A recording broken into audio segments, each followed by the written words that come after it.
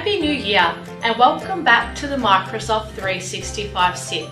I've decided to kick off the year with some Excel shortcuts.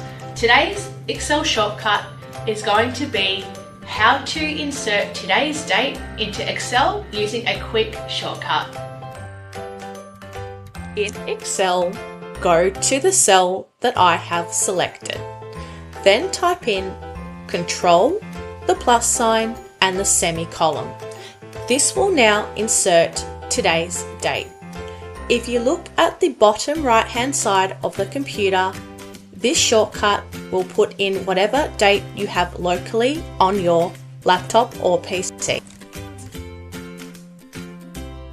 Thank you for watching.